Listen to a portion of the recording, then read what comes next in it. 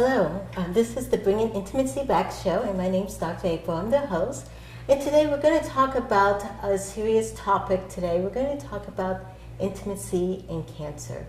Because many cancer survivors, in fact, when I looked up research, there's about 60% of cancer survivors many times have issues in dealing with sex or sex problems. And so this is a topic that I thought it really needs to be talked about, because we don't really talk about it when we are talking about cancer. And so today I have the pleasure and honor of having Letitia Price here, and she's an expert in the field. And so Letitia, can you tell us your journey and how you help individuals in dealing with cancer and their sexual issues? Thanks for having me. Yes. So I'm a physician assistant. I've been a physician assistant for about 11 years. I fell in love with the field of oncology while I was doing my clinical rotations, and I found a connection with cancer patients. I felt that I could relate to them, that I could talk freely. They felt more comfortable talking to me than the doctor. And so ever since then, I've been going through their journey with them, their cancer treatment, their survival, and one of the biggest things that comes up is intimacy. So for the last 10, 11 years, I've been working with men and women cancer survivors and thrivers, working through that issue. Okay, yes, and I know from your background that you've even had some personal experiences with cancer. Right. My cousin was diagnosed with cancer at the age of 30, breast cancer. Okay. And ever since then, I was 25 at the time, so I'd been having mammograms to make sure that I wasn't at risk. My mother is a breast cancer survivor. My father is a prostate cancer survivor.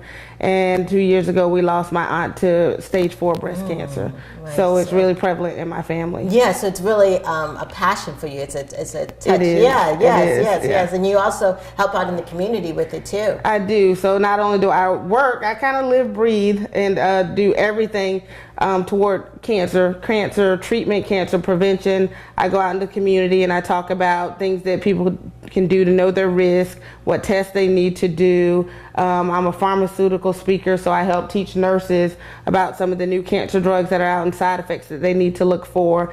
Also for sorority organizations, fraternal organizations. So whenever I can, I go out and I talk about cancer awareness and prevention. Okay, awesome. And I see that you have a slogan that says, "Cancer is a word, not a sentence." What exactly does that mean? I wish I was that smart to think of it myself, but I heard it and it just kind of stuck with me. So cancer is a word, it's not a sentence. It's not a death sentence. Exactly. Some people think that, once they have that diagnosis, that's it for them. But now with all the new innovations and new treatments we have with cancer, most people are living with it like it's a chronic disease. So that word cancer does not define a person, doesn't define their journey. Along with them having cancer, they may be a mother, a father, a brother, sister. So it's just a word. Okay, it's just a word. Thank you. Yes. Well, when we come back, we're going to take a short break. We're going to talk more about intimacy and how it affects with cancer.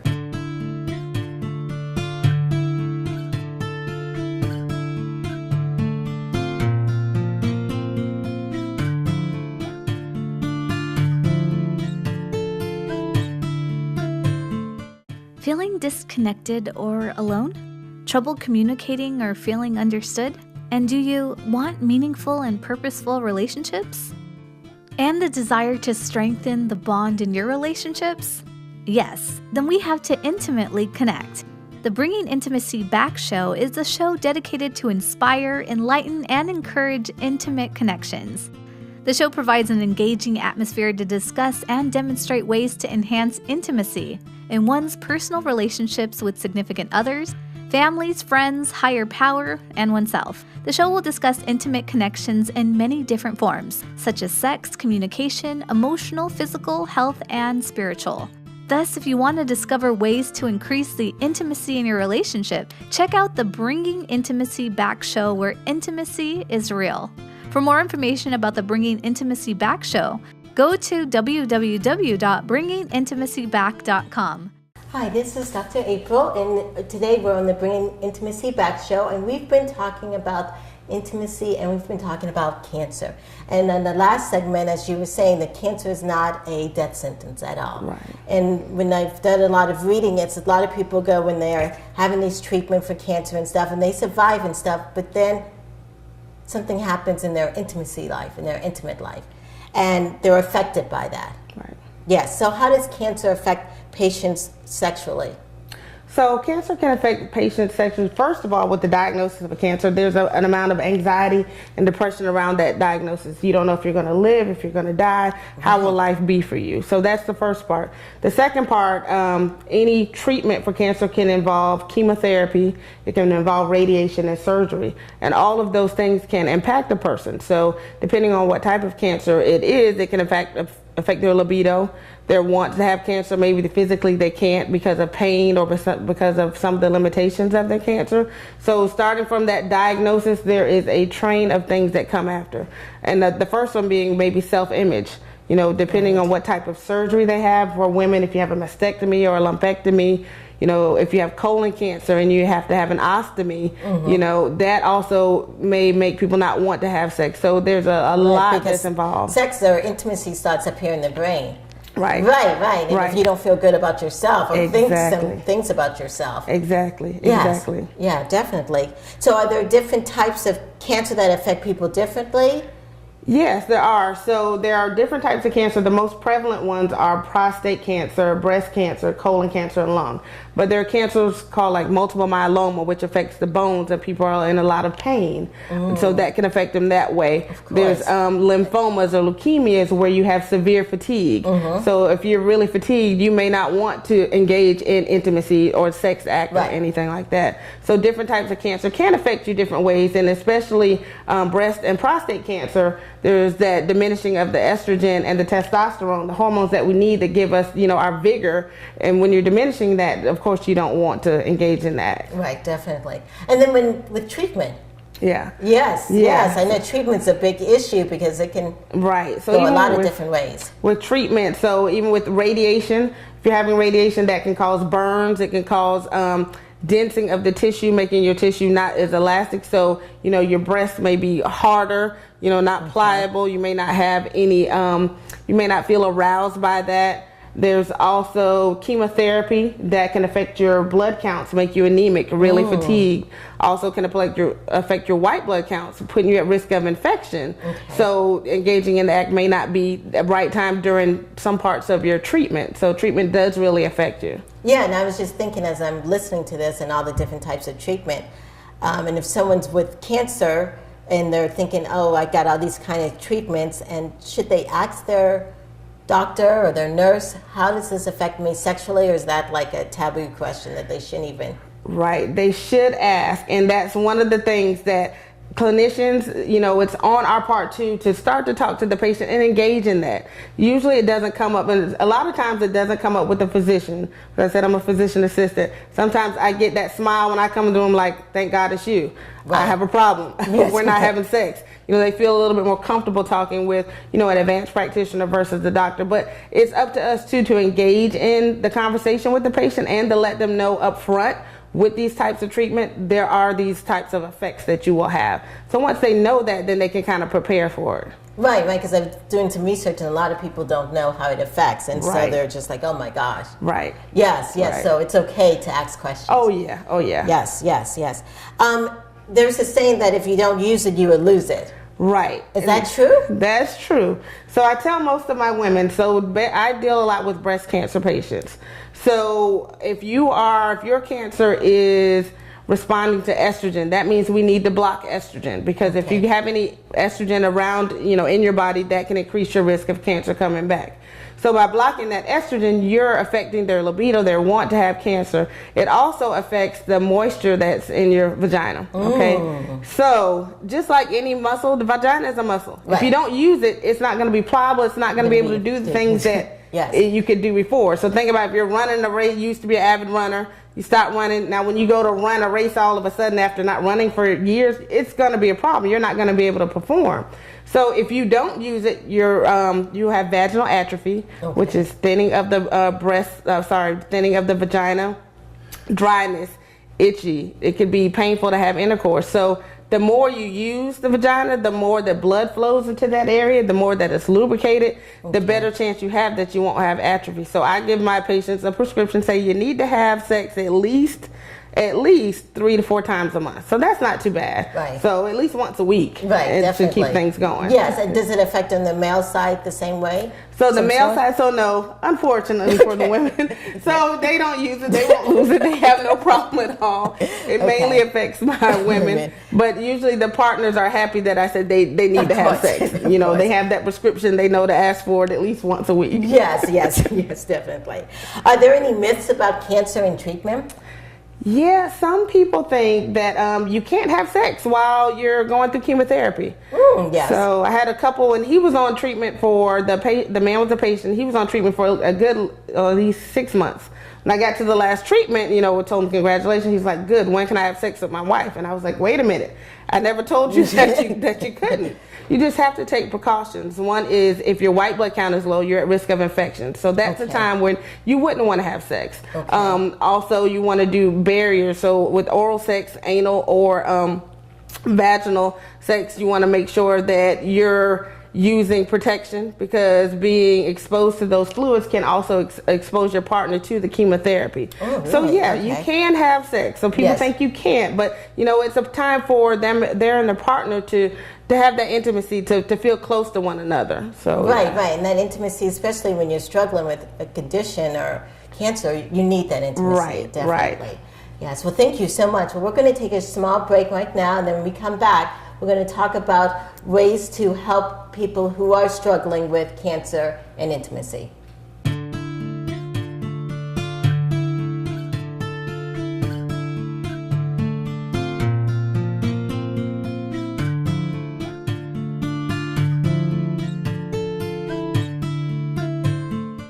Feeling disconnected or alone? Trouble communicating or feeling understood? And do you want meaningful and purposeful relationships? And the desire to strengthen the bond in your relationships? Yes, then we have to intimately connect. The Bringing Intimacy Back show is a show dedicated to inspire, enlighten, and encourage intimate connections. The show provides an engaging atmosphere to discuss and demonstrate ways to enhance intimacy in one's personal relationships with significant others, families, friends, higher power, and oneself. The show will discuss intimate connections in many different forms, such as sex, communication, emotional, physical, health, and spiritual. Thus, if you want to discover ways to increase the intimacy in your relationship, check out the Bringing Intimacy Back show, where intimacy is real. For more information about the Bringing Intimacy Back show, go to www.bringingintimacyback.com. Okay.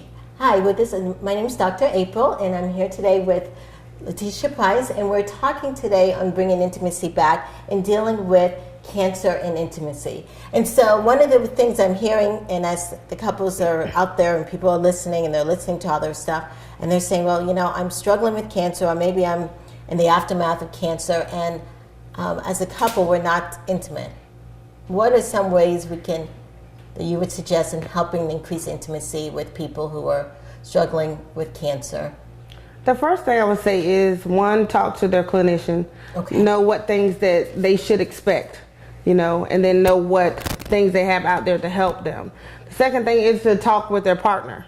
So they need to first have the discussion of what's different. Right. So this is the new normal. So after the diagnosis of cancer, there's a new normal. For women who've had mastectomies or lumpectomies, maybe now they don't have any nipple sensation. Right. So whereas their sex act may have included nipple stimulation, that's now not working for the woman. So it's important for the male and the couple to actually talk about that. Right. You know, and if you're the partner, I'm just thinking in the sense of the communication, if you're the partner, do you try to wait to and you're not the one suffering with the cancer, do you try to wait to the person with the cancer talk about it, or how does this help? No, I've seen a lot of issues with relationships with that, because the partner feels that they don't want to say anything. Right. They've already got enough pressure on them. Right. Yeah, why should I bring this up? Right, and then their needs aren't met. Right. You know, More sometimes that leads to, you know, infidelity. It leads to, you know, them like not talking to the patient. So they need to talk about it. Either one of them need to bring it up. I tell a lot of patients, bring your spouse,